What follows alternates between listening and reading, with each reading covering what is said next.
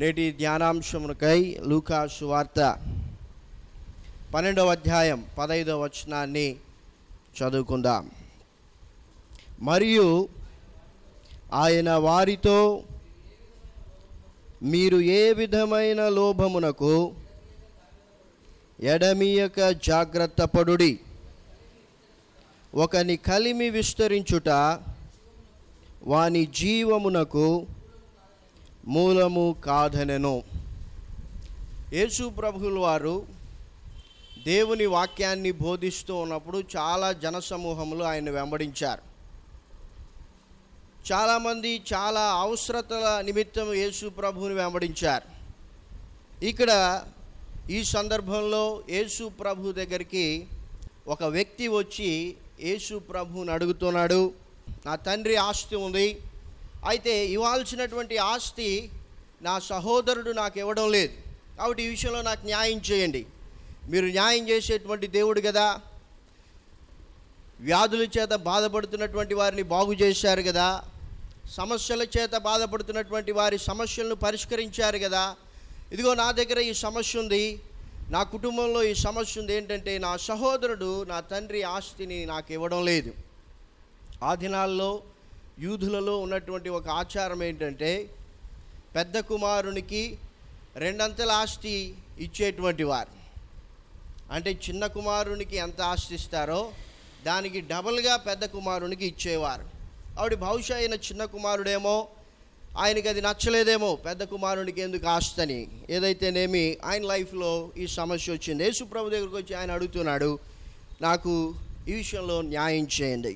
అప్పుడు యేసు ప్రభు చెప్తున్నాడు, ఆయనతో మాత్రమే కాదు, యేసు ప్రభు అక్కడ ఉన్నటువంటి జనసమూహం అంతటితో చెప్తున్నటువంటి మాట ఏంటంటే, మీరు ఏ విధమైన లోభమునకు ఎడమివ్వకుండా జాగ్రత్త పడుడి. ఎందుకు ఏ విధమైనటువంటి లోభమునకు ఎడమివ్వకుండా జాగ్రత్త పడమంటున్నాడంటే, ఒకని కలిమి విస్తరించుట వాని జీవమునకు మూలము కాదు. ఈ యొక్క వ్యక్తి అనుకున్నాడు ఆయన లైఫ్లో, నాకున్నటువంటి సమస్యలన్నీ పరిష్కారం అవ్వాలంటే నా తండ్రి ఆస్తి నా సహోదరుడు నాకు ఇవ్వాల్సింది ఇచ్చేస్తే నాకున్నటువంటి సమస్యలు పరిష్కారం అయిపోతాయి అనుకున్నాడు. అందుకోసమనే ఆ సమస్యను ఒక ప్రథమ సమస్యగా యేసు ప్రభు దగ్గరికి తీసుకొని వస్తున్నాడు. ఈ లోకం అనుకుంటుంది కలిమి ఒక మనిషి జీవించడానికి మూలమని. అవడానికి కారణం ఏంటంటే, నా దగ్గర డబ్బులు లేవు, సైకిల్ లేదు కాబట్టి యాక్సిడెంట్ జరిగిందని వారు అనుకుంటారు. సైకిల్ ఉన్నవారు అనుకుంటారు, నాకు బైక్ ఉంటే ఈ యాక్సిడెంట్ జరిగి ఉండేది కాదు కదా అనుకుంటారు. బైక్ ఉండే వాళ్ళు అనుకుంటారు, కారు ఉంటే యాక్సిడెంట్ జరిగి ఉండేది కాదు కదా అనుకుంటారు.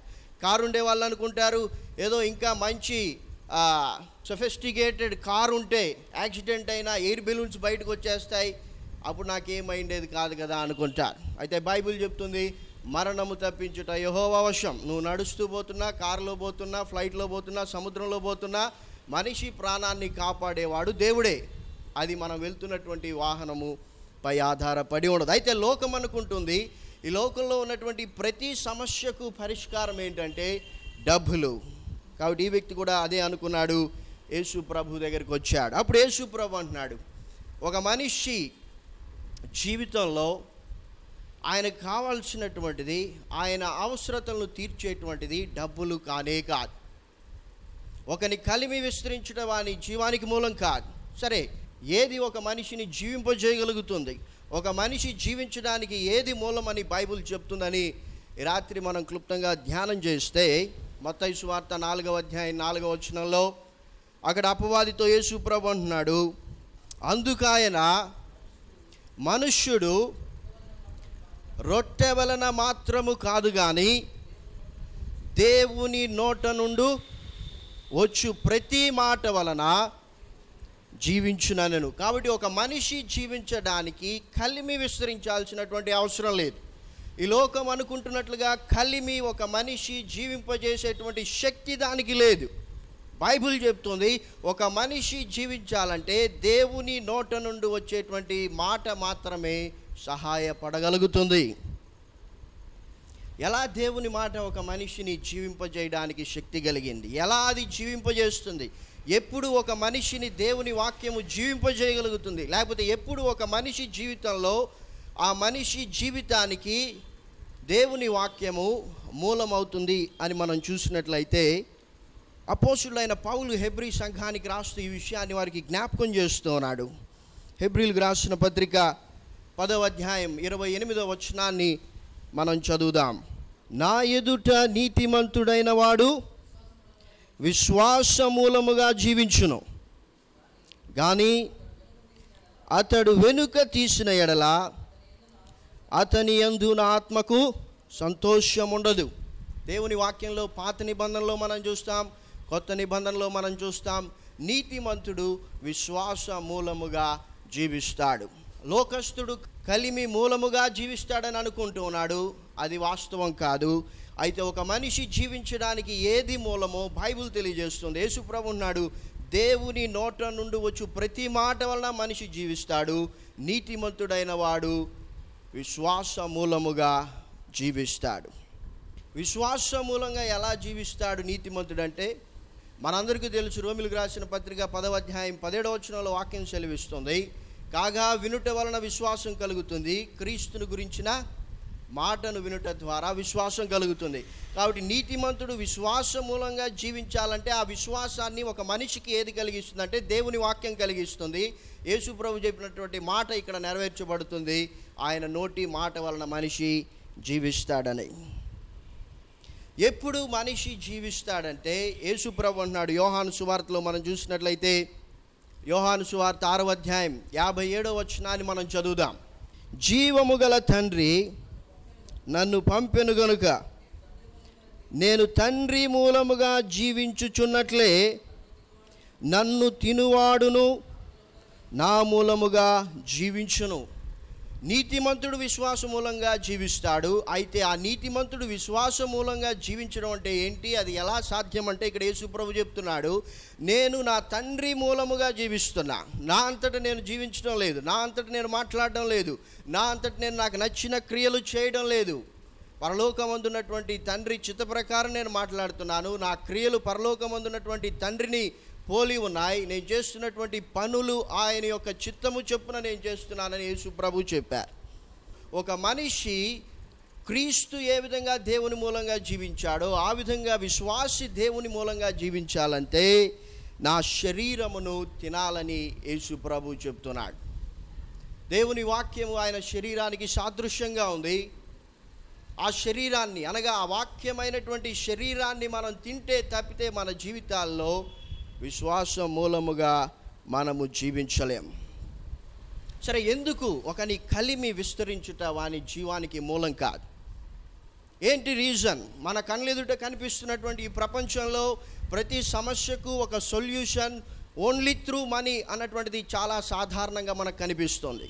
అయితే ఎందుకు యేసు ప్రభువు దాన్ని ఆ విధంగా కాదని చెప్తున్నాడంటే, బైబిల్ గ్రంథంలో ఇజ్రాయేలీల జీవిత చరిత్రలో ఏం జరిగిందంటే, దేవుడు వారికి కలిమినిచ్చాడు. అప్పుడు వారి కలిమి విస్తరించిన కొలది వారు అధికంగా పాపం చేయడం దేవుడు చూశాడు. హోషియా గ్రంథం 4వ అధ్యాయం 7వ వచనం, తమకు కలిమి కలిగిన కొలది వారు నా ఎడల అధిక పాపము చేసిరి, గనుక వారి ఘనతను నీచ స్థితికి మార్చెదను. ఇజ్రాయేలీలకు దేవుడు కలిమిచ్చాడు, వారు ఏమేం కోరుకున్నారో అన్నీ ఇచ్చాడు. అయితే ఇప్పుడు వారి ఆత్మీయ జీవితం ఎలా మారిపోయిందంటే, వారి కలిమి ఎంతగా విస్తరించిందో అంత ఎక్కువగా పాపం చేయడము దేవుడు చూశాడు. వారి ఘనతను నీచ స్థితికి మార్చుకునేటువంటి స్థితికి తెచ్చుకున్నారు. దానికి కారణం ఏంటంటే వారి కలిమి విస్తరించడం. కాబట్టి మనం అనుకుంటున్నాం కలిమి విస్తరిస్తే సమస్యలు పరిష్కారం అవుతాయని. అయితే దేవుడు అంటున్నాడు కలిమి విస్తరిస్తే ఒక మనిషి పాపం చేస్తాడని.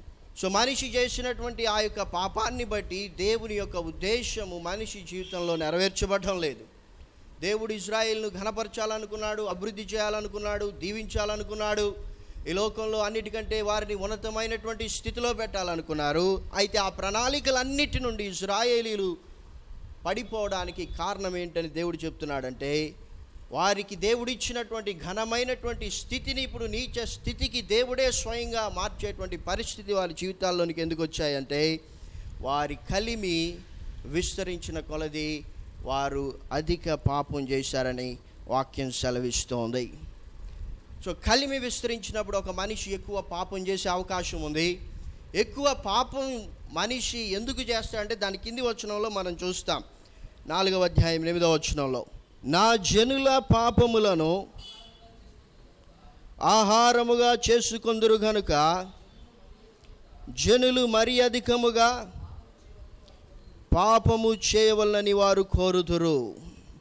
వారి జీవితంలో ఇప్పుడు వారు ఏం వెతుకుతున్నారంటే, నా చేతిలో డబ్బులుంది, ఈ డబ్బుతో నేను ఏ విధమైనటువంటి పాపం చేయగలను, ఈ డబ్బును ఎలా లోక సంబంధమైనటువంటి విషయాల కొరకు నేను ఖర్చు పెట్టగలను అని వారు వెతుకుతున్నారు. వారికి అది ఆహారం అయిపోయింది. పాపం చేయడం వారికి ఆహారం అయిపోయింది. పాపము ఎక్కువ చేయాలన్నటువంటి వాంఛ వారిలో పెరిగిపోతుంది. ఎందుకంటే వారి కలిమి విస్తరించింది. అది ఒక మనిషి జీవితంలో ఆయన ఆత్మ వర్ధిల్లకుండా, లేకపోతే ఆమె ఆత్మ వర్ధిల్లకుండా, ఒక వ్యక్తి దేవునితో సరైనటువంటి సంబంధం లేకుండా కలిమి విస్తరించాలి అని కోరుకుంటే దేవుడు కలిమిని ఇవ్వకపోవచ్చు. కారణం ఏంటంటే దానివల్ల మన ఆత్మీయ జీవితం పతనమైపోయేటువంటి స్థితి ఉంది. ఇక్కడ మనం నేర్చుకోవాల్సినటువంటి విషయం ఏంటంటే, ఏదో కలిమనే కాదు, ప్రతి ఒక్కరి జీవితంలో ఒక సమస్య ఏదో ఒకటి ఉంటుంది, ఒక బలహీనత ఏదో ఒకటి ఉంటుంది, ఒక ఇరుకు గుండా, ఒక ఇబ్బంది గుండా ప్రతి మనిషి వెళ్తూనే ఉంటాడు, ఎప్పుడూ వెళ్తూనే ఉంటాడు. ఈ సమస్య పోతే మరొక సమస్య వస్తుంది, ఇది తీరిపోతే ఇక మన జీవితంలో సమస్యలు రావని కాదు. కాబట్టి మన ఆత్మీయ జీవితాన్ని మనం సెట్ చేసుకోకుండా, ప్రభువా నా జీవితంలో ఈ సమస్య ఉంది, దీన్ని పరిష్కారం చేయమంటే దేవుడు దాన్ని పరిష్కారం చేయడు. ఎందుకంటే నీ ఆత్మీయ జీవితం సరిగా లేకుండా నీ సమస్య పరిష్కారం అయితే నీవు ఇంకా ఎక్కువ పాపం చేస్తావు, ఇంకా ఎక్కువ నీ యొక్క ఆత్మీయ జీవితం క్షీణించిపోతుంది. కాబట్టి దేవుడు నీ ఆత్మీయ జీవితాన్ని సరి చేయక ముందు నీ సమస్యను సరి చేయడానికి ఇష్టపడడు. ఈ యొక్క వ్యక్తి జీవితంలో యేసు ప్రభు ఏమంటున్నాడంటే, ఒకని కలిమి విస్తరించడం వాని జీవానికి మూలం కాదు. చూడండి, ఈ యొక్క వ్యక్తి తన సహోదరుని రక్షణ కొరకు రావడం లేదు యేసు ప్రభు దగ్గరికి. ఈ వ్యక్తి అక్కడ ఆత్మ సంబంధమైన విషయాన్ని గ్రహించడం లేదు. ఒకవేళ నా సహోదరుడు రక్షణ పొందితే దేవుడు ఆయనతో మాట్లాడి నాకు ఇవ్వాల్సినటువంటి ఆస్తిని ఆయనే ఇచ్చేటట్లు చేయగలడు. ఈయన ఆత్మీయ స్థితి ఎలా ఉందంటే, డబ్బులు వస్తే నా సమస్యలు పరిష్కారం అయిపోతాయి అన్నటువంటి స్థితిని ఈయన కలిగి ఉన్నాడు. వచ్చి ఆ సమస్యను యేసు ప్రభు దగ్గరికి చెప్తున్నాడు. అప్పుడు యేసు ప్రభు అంటున్నాడు, ఒక నీ కలిమి విస్తరించడం వాని జీవానికి మూలం కాదు. ఎందుకంటే నీ కలిమి విస్తరిస్తే నీ ఆత్మీయ జీవితం విస్తరించకుండా నీవు పాపం చేస్తావు. నీవు పాపం చేయడమే కాదు, దేవుడి ప్రణాళిక నీ జీవితంలో దేవుడే తీసివేసేటువంటి పరిస్థితి ఉంది. ఇప్పుడు పాపము వారికి ఆహారం అయిపోయింది.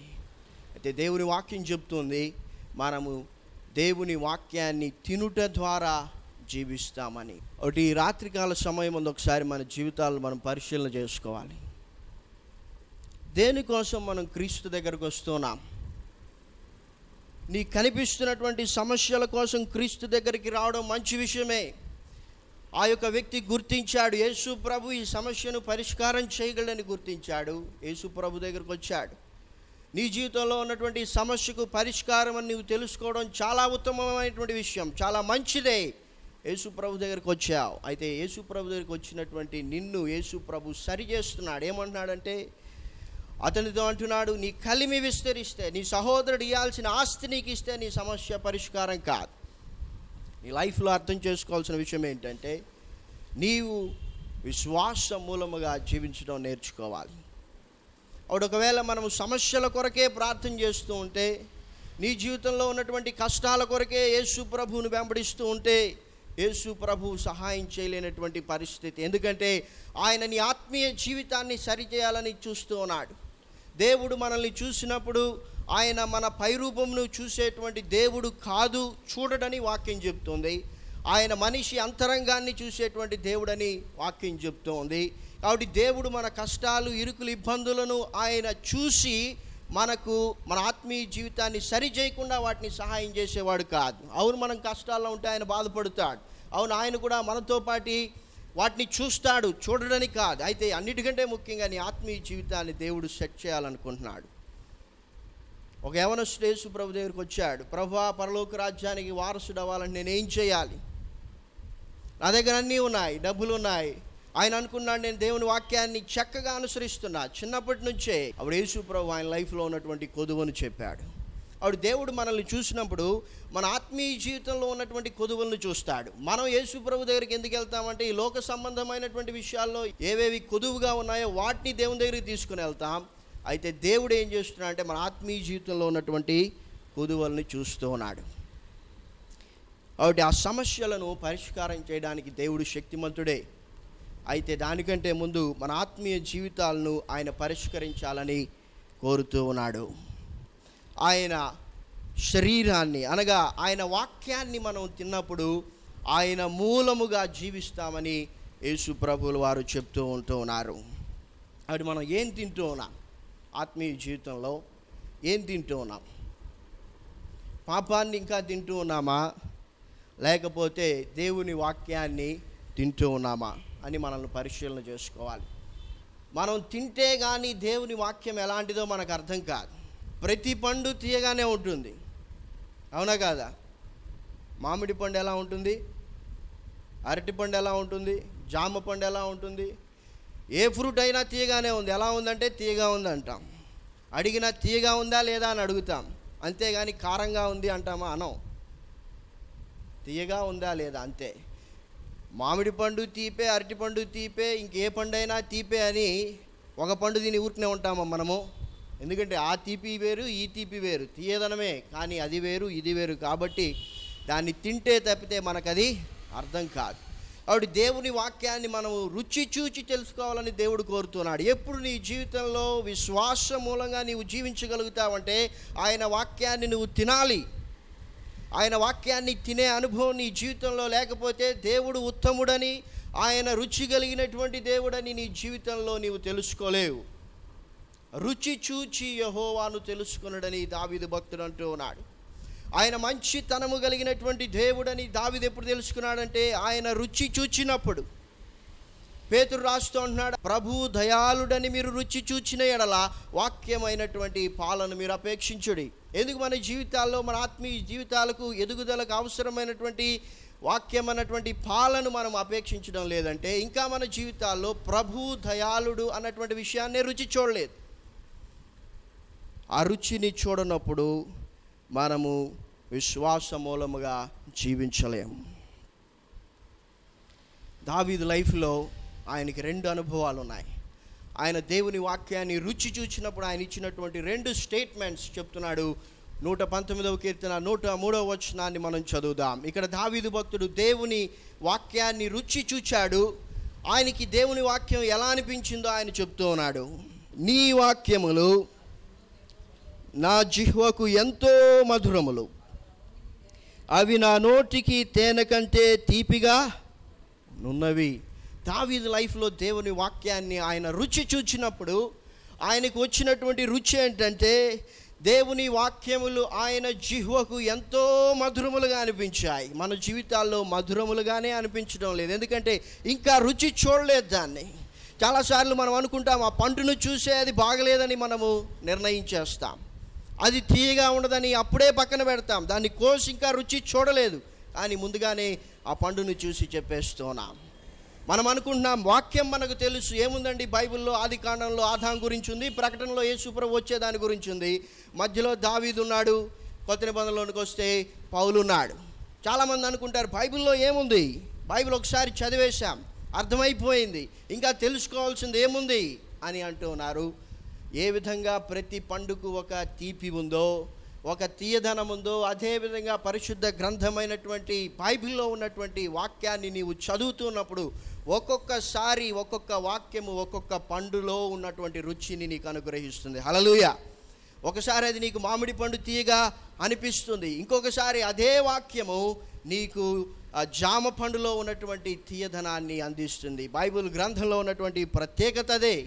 నువ్వెందుకు బైబిల్ని చదువుతూ ఉండాలంటే నువ్వు ఎంతగా చదువుతూ ఉంటావో అంతగా అందులో ఉన్నటువంటి రుచిని, మధురమును నీవు అనుభవించగలుగుతావు. ఇప్పుడు దావీదు లైఫ్లో ఆయన జిహ్వకు, ఆయన నోటికి ఎంతో మధురములుగా అనిపించాయి.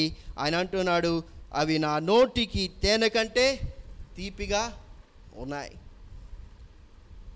రాత్రికాల సమయం మనం ప్రశ్నించుకోవాలి, దేవుని వాక్యాన్ని మనం రుచి చూచామా?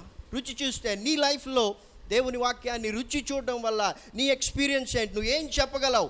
ప్రభువా నీ వాక్యాలు నాకు ఏ విధంగా ఉన్నాయి అని నువ్వు పరిశీలన చేసుకుంటే దాని గురించి నువ్వు ఇవ్వగలిగినటువంటి స్టేట్మెంట్ ఏంటి?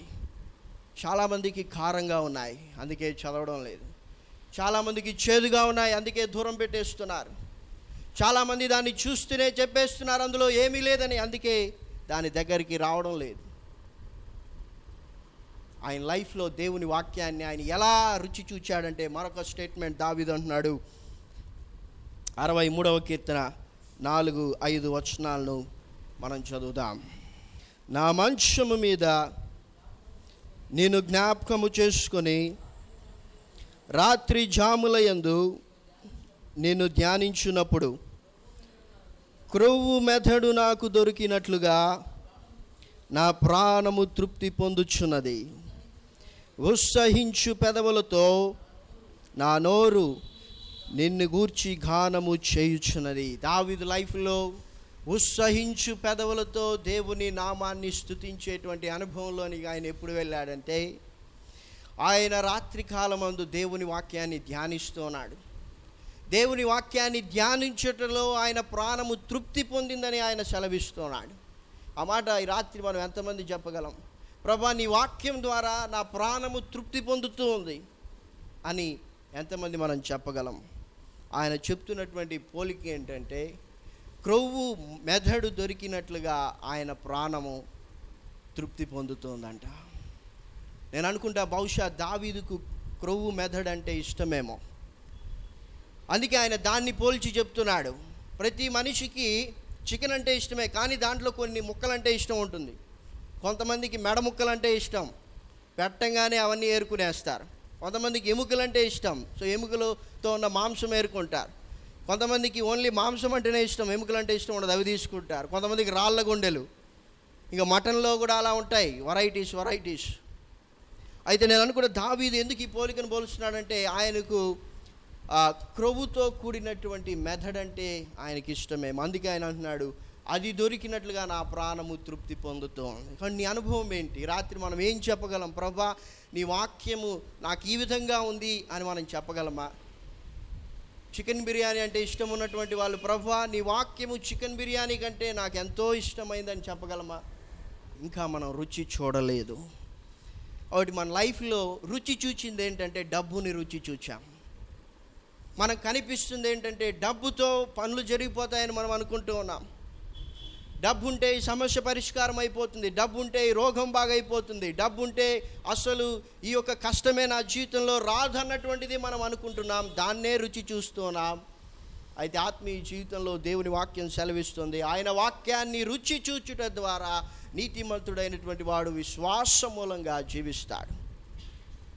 విశ్వాస మూలంగా జీవించడం అంటే ఆయన వాక్యాన్ని రుచి చూడడమే. అందుకే యేసు ప్రభువు అంటున్నాడు యోహాను సువార్త 4వ అధ్యాయం 34వ వచనం, యేసు వారిని చూచి నన్ను పంపిన వాని చిత్తము నెరవేర్చుటయు ఆయన పని తుదముట్టించుటయు నాకు ఆహారమునై ఉన్నవి.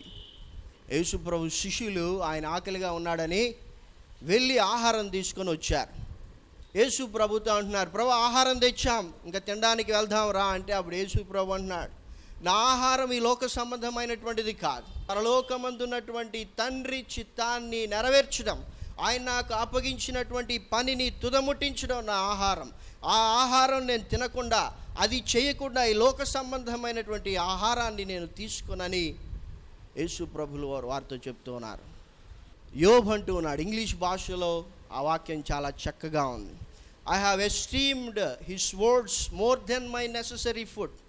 నా ఆహారానికంటే దేవుని యొక్క వాక్యాలను నేను ఎంతో ఉన్నతంగా నా జీవితంలో ఉంచుకున్నాను. అవి అంత రుచిగా ఉన్నాయి. ఈ లోక సంబంధమైనటువంటి ఆహారానికంటే ఆత్మ సంబంధమైనటువంటి ఆహారము చాలా బాగుందని యోబు ఆయన లైఫ్లో తెలుసుకున్నాడు.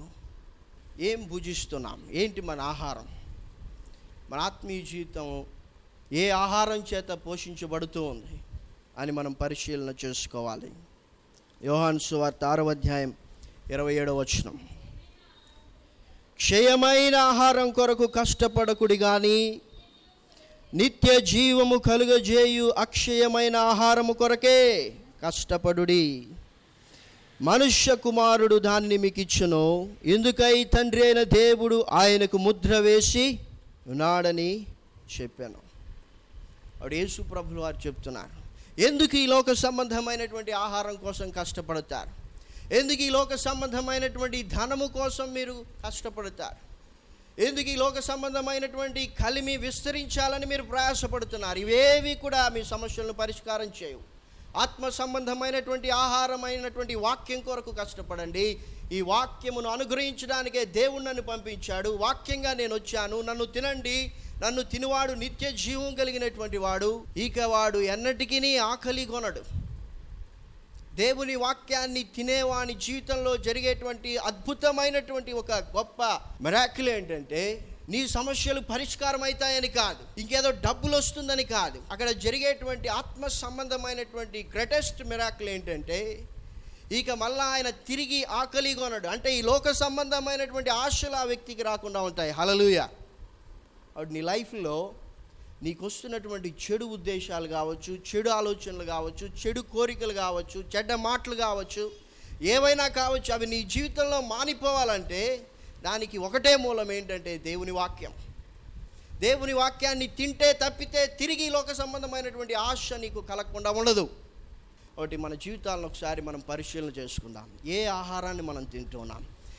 ఏ సమస్యలను గురించి మనం ప్రార్థన చేస్తున్నాం? ప్రభువా, ఈ సమస్య తీరిపోతే నా జీవితం బాగైపోతుంది, లేకపోతే ఇది నాకు వస్తే నా కష్టాలు పోతాయి, నాయన నువ్వు ఈ విషయంలో నాకు సహాయం చేస్తే ఇక నాకేమీ అవసరం లేదు అని చాలాసార్లు మనం పొరబడుతూ ఉంటాం. లేదు, నీ జీవితంలో కష్టాలు వస్తూనే ఉంటాయి. ఇప్పుడు వచ్చినటువంటి కష్టం కాకపోవచ్చు, మరొక రూపంలో మరొక కష్టం వస్తుంది. ఇప్పుడు వచ్చిన వ్యాధి కాదు, మరొక వ్యాధి నీకు వస్తుంది. అయితే ఈ వ్యాధులు, కష్టాలు, ఇరుకులు, ఇబ్బందులు పోతే నీ ఆత్మీయ జీవితం చక్కగా ఉంటుందని నువ్వు భ్రమపడద్దు. అందుకే యేసు ప్రభువు అన్నాడు, ఏ విధమైనటువంటి లోభమునకు ఎడమివ్వద్దండి. మీ లైఫ్లో మీరు అనుకోవద్దు, పలాంది పోతే నా సమస్య పోతుందని. It will not happen. అది ఆ విధంగా జరగదు. నీ జీవితంలో నీ సమస్యలు ఉన్న పరిష్కారమైన కాకపోయినా దేవుని వాక్యాన్ని నువ్వు తింటే ఈ లోక సంబంధమైనటువంటి కోరికలు ఇక నీ జీవితంలో ఆకలి కలగవు. కాబట్టి నీవు విశ్వాస మూలంగా జీవిస్తావు. ఎప్పుడు నీ జీవితంలో దావీదు ఇచ్చిన స్టేట్మెంట్ నువ్వు ఇవ్వగలవంటే దాన్ని రుచి చూచినప్పుడే నువ్వు చెప్పగలవు, క్రికెట్ కంటే నా దేవుని వాక్యం ఎంతో సంతోషాన్ని నాకు ఇవ్వగలుగుతుందని, సినిమాల కంటే దేవుని వాక్యం నాకు ఎంతో సంతోషాన్ని ఇవ్వగలుగుతుందని ఎప్పుడు చెప్పగలవంటే దేవుని వాక్యాన్ని రుచి చూచినప్పుడే. వాటి ప్రియమైనటువంటి దేవుని బిడ్డలారా, దేవుని వాక్యాన్ని మనం రుచి చూద్దాం. దావీదు రుచి చూచినట్లు చూద్దాం. రాత్రి కాలంలో ఆయన దేవుని వాక్యాన్ని జ్ఞాపకం చేసుకుంటున్నాడు. ఎంతమంది రాత్రి కాలంలో దేవుని జ్ఞాపకం చేసుకుంటున్నారు? పనికిరాని విషయాలు ఆలోచన చేస్తారు, చూసిన సినిమాలను జ్ఞాపకం చేసుకుంటూ పడుకుంటారు. అయితే దావీదు అనుభవం ఏంటంటే వాక్యాన్ని ఆయన రాత్రి ధ్యానం చేస్తున్నాడు. అప్పుడు ఆయనకి కలిగినటువంటి మధుర అనుభవం ఏంటంటే, ఆయనకి ఇష్టమైనటువంటి ఆ యొక్క క్రొవ్వు మెదడు కంటే అది ఆయన ప్రాణానికి తృప్తిని ఇచ్చింది. నీ లైఫ్లో ఈ సమస్య పోతే ఎంత తృప్తి నీకు వస్తుందని నువ్వు అనుకుంటావో అంతకంటే అధికమైనటువంటి తృప్తిని దేవుడు నీకు ఇవ్వడానికి శక్తి కలిగినటువంటి వాడు. మరొక స్టేట్మెంట్లో దావీదు అంటున్నాడు, ధాన్య ద్రాక్షారసములు విస్తరించిన నాటికంటే నీవు నాలో పుట్టించినటువంటి సంతోషము అధికమైనటువంటిదని ఆయన చెప్తున్నాడు.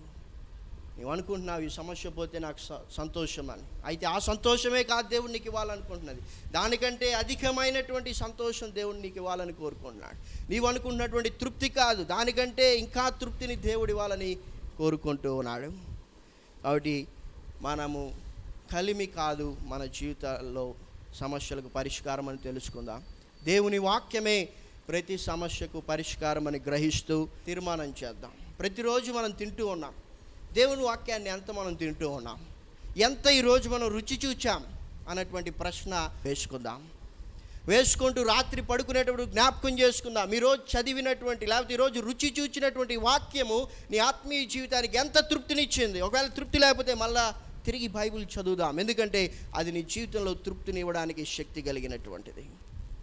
ఉదయం లేద్దాం, వాక్యాన్ని రుచి చూద్దాం, మళ్ళా పడుకునేటప్పుడు ఎంత రుచి చూచావు, ఈరోజు దేవుని వాక్యంలో నీవు ఎంత తృప్తిని అనుభవించావని రాత్రి పరిశీలన చేసుకుందాం. తప్పకుండా దావీదు ఇచ్చినటువంటి స్టేట్మెంట్ నీవు ఇవ్వగలుగుతావు. వాటి కృపను దేవుడు మనందరికీ దయచేయను గాక. తలలు వంచి కళ్ళు మూసుకొని ప్రార్థన చేసుకుందాం. పరలోకమందున మా తండ్రి, మీ పరిశుద్ధమైన నామాన్ని బట్టి మిమ్మల్ని స్తుతిస్తున్నాం. ఆయన మా జీవితాల్లో మా పాపాలే మీ యొక్క ఉద్దేశముల నుండి మమ్మల్ని పడద్రోశాయి. మీరు మమ్మల్ని కనపరచాలని చూస్తున్నారు, మమ్మల్ని దీవించాలి, ఆశీర్వదించాలని మీరు కోరుతున్నారు. ఆశీర్వదించారు, దీవించారు, కనపరిచారు, హెచ్చించారు, తలగా ఉంచారు. అవును, ఇవన్నీ వాస్తవంలే. అయితే మా జీవితాల్లో మేము పాపములనే ఆహారముగా పెట్టుకొని ఎప్పుడు ఏ పాపం చేద్దాం, ఎప్పుడు ఏ పాపం చేయడానికి అవకాశం దొరుకుతుందని మేము ఎదురు చూస్తూ ఉన్నప్పుడు నాయనా, మీరు మా స్థితిని చూచి మీరు ఎంతగానో నొప్పించుకొని బాధపడి కన్నీరు విడిచి అయ్యో మమ్మల్ని ఉంచాల్సినటువంటి ఆ యొక్క ఉన్నతమైనటువంటి స్థితిలో నుండి మీరు మమ్మల్ని తీసివేసినప్పుడు మీ ఆత్మ ఎంతగా దుఃఖపడిందో మేము చూస్తూ ఉన్నాం. నీతిమంతుడైన వాడు విశ్వాసమూలంగా జీవించును, అతడు వెనక్కి వెళ్ళిపోతే నా ఆత్మకు సంతోషం ఉండదని మీరు సెలవిచ్చారు. అనేక సార్లు మా జీవితాల్లో మేము విశ్వాస జీవితం నుండి వెనక్కి వెళ్ళిపోయినప్పుడు మీ ఆత్మను దుఃఖపరిచినటువంటి సందర్భాలు మా జీవితాల్లో ఉన్నాయి. ఈ రాత్రి ప్రభువా, వాటిని బట్టి మిమ్మల్ని క్షమాపణ అడుగుతున్నాం. మమ్మల్ని క్షమించండి అయినా. మా ఆత్మీయ జీవితంలో వెనక్కి వెళ్ళిపోకుండా, మీ ఆత్మను దుఃఖపరచకుండా, మీ ఆత్మను ఆర్పకుండా మాకు సహాయం చేయండి. ఎల్లప్పుడూ మీ ఆత్మను సంతోషింపజేయడానికి సహాయం చేయండి ప్రభువా. మీరు మాకు అప్పగించినటువంటి పనిని తుదముట్టించడం, మీ వాక్యంలో మా జీవితాల్లో ఏదైతే మీ చిత్తమని మీరు సెలవిచ్చారో దాన్ని నెరవేర్చడమే ఆహారంగా పెట్టుకొని ఈరోజు నేను ఎంత ఆహారాన్ని తిన్నానని పరిశీలన చేసుకోవడానికి, తినాల్సినంత తినడానికి కావాల్సినటువంటి కృపను మాకు దయచేయమని, ఈ వాక్యంలో నుండి అతి గొప్ప శక్తిని మాకు కలుగజేసి, మాకు ఈ లోక సంబంధమైనటువంటిది ఏదైతే ఆనందము, సంతోషము, మధురము, తీపితనమని చెప్పుకుంటున్నామో ప్రభువా, మీ వాక్యమును రుచి చూచి మీ వాక్యము వీటన్నిటికంటే ఎంతో మధురమైనటువంటిది, ఎంతో సంతోషాన్ని ఇచ్చేటువంటిది, ఎంతో ఆనందాన్ని కలుగజేసేటువంటిదని సాక్ష్యం ఇచ్చేటువంటి బిడ్డలుగా మీరే మా విషయాల్లో, మా జీవితాల్లో జోక్యం చేసుకునే అట్టి కృపను దయచేయమని యేసుక్రీస్తు నామమున ప్రార్థిస్తున్నాను తండ్రి. ఆమేన్.